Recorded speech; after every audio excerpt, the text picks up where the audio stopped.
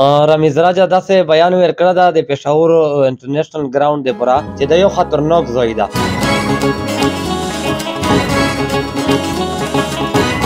او دی ده په د خپله خبره لپخور شي معافي ده وغواړي. بسم الله الرحمن الرحیم. السلام علیکم قدرمنه.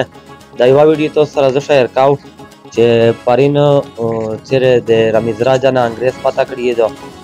کرکټ په حواله شه دو دا ورته ویلي دي چې په نره ګراونډ باندې چې ګیمینه کړي په پېښور باندې ګراوند نه کړي. دا خو د هر پښتون یو هغه د فرض دی چې دا ویډیو دی په شو کې پښتانه خو هر ټیم پاکستان ته پورا پهلا چې سره شوې دي په پښتنو په شر چک شوې دي او پښتنه ملک ګټلا ده او پښتنو پهلا چې څه کېږي پښتون تړای چګي نو میز دا درخواست اوته چې آیا تو په چار وجه د انګریز ته ویلی و چې یاره په پېښور شامل نشته دا په شامل نشته تو سرنګ د خپل مل دغه کوي چې تو په پېښور شامل نشته تو ته همړه ک په موقع په ټیم شه دی یا په پاکستان ټیم شه او تو پلیرون د پاکستان ټیم د غتی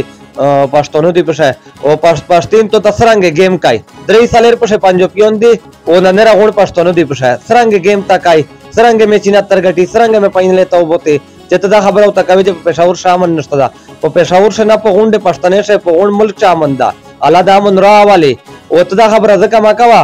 چې ته همړه تو کرکټ خمیش کتل د مش خپل پلیرونی مش خپل کرکټ خوان روکای په کرکټ په شمړی هغه په پاکستان ټیم میچ وی او کمیږي په خپل لګای مش خپل د کرکټ سره شاوق تا تو مې لیدل چې په 15 په 100 بلې د 20 نمبر کولو ټیم د پر یو بوج جوړ شو وای او ته دا ټول عمر پښتنې د پاکستان د پر